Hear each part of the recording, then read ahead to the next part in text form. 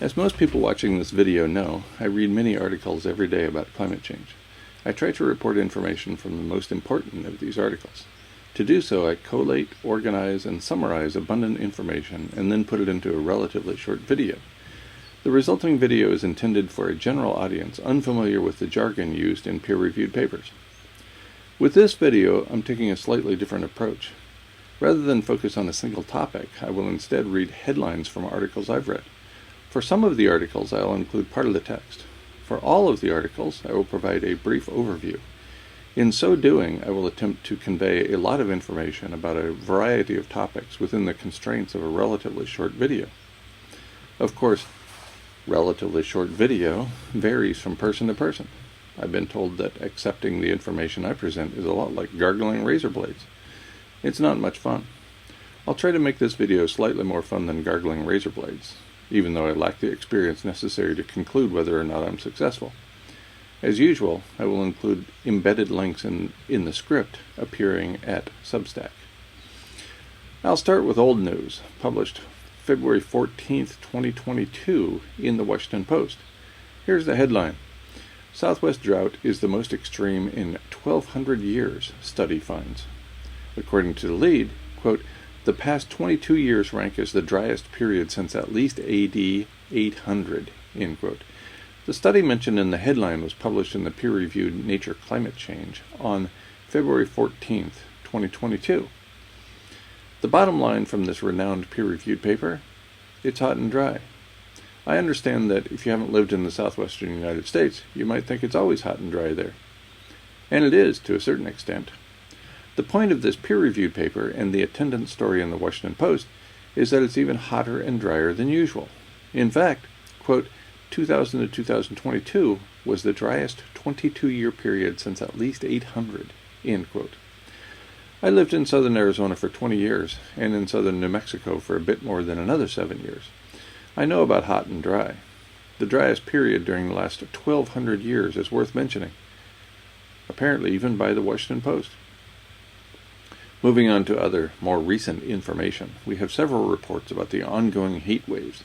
From Carbon Brief on April 25, 2023 comes this headline, quote, unprecedented heat waves could occur in any region globally, end quote. The take-home message from this story, quote, climate change is driving a rise in record-shattering heat waves that break existing temperature records by unprecedented margins. The 2021 Pacific Northwest heat wave, which broke long-standing temperature records across much of the U.S. and Canada by as much as 5°C, is a clear example, end quote. The story goes on. Quote, new research published in Nature Communications finds that 41 regions around the world have experienced statistically implausible heat since 1959, accounting for 31% of the planet's surface, end quote. The Carbon Brief paper quotes the peer-reviewed paper in Nature Communications. Quote, it appears that such extremes could occur anywhere and at any time, end quote. It goes on to describe some of the impacts resulting from record-breaking heat. Quote, the impacts were widespread and deadly. Wildfire raged, crops wilted, and railways buckled. Schools and businesses closed, while buildings with air conditioning, such as libraries, cinemas, and shopping malls, open to the public as emergency cooling shelters. Despite these precautions, hundreds of people died due to heat-related illness across Canada and the U.S., end quote. I'll turn now to the peer-reviewed open-access paper in Nature Communications. Titled, The Most At-Risk Regions in the World for High-Impact Heat Waves, the paper was published on April 25, 2023. The abstract includes this information, quote, heat waves are becoming more frequent under climate change and can lead to thousands of excess deaths. Adaptation to extreme weather events often occurs in response to an event, with communities learning fast following unexpectedly impactful events. Using extreme value statistics, here we show where regional temperature records are statistically likely to be exceeded, and therefore communities might be more at risk. In 31% of regions examined, the observed daily maximum temperature record is exceptional. Climate models suggest that similar behavior can occur in any region. We urge policymakers in vulnerable regions to consider if heat action plans are sufficient for what might come. End quote. Wait, what? Let's again read the last sentence in the abstract. Quote, we urge policymakers in vulnerable regions to consider if heat action plans are sufficient for what might come. End quote. Of course they're not sufficient for what might come. They're not sufficient for what's already happening, much less for the even worse phenomena to come. In a span of 20 days, we have the following headlines. Extremely dry spring leaves southern Albertan farmers on the road to zero production. That's on June 11, 2023 in Global News. Ocean temperatures are off the charts, and El Niño is only partly to blame. That's from phys.org on June 13, 2023. Inflation hits 114% as government faces dollar shortage. That's from Buenos Aires Times on June 14, 2023. From the Daily Mail in the UK on June 18, 2023 comes this headline. Maps reveal extreme marine temperature developing off the British coast after the UK's warmest start to June in decades. 2 days later, on June 20th, 2023, Democracy Now! Hits us with this headline. Deadly heat wave in India kills 170 as temps top 110 degrees Fahrenheit. Moving ahead to July 1st, 2023, we have this headline from Scientific American.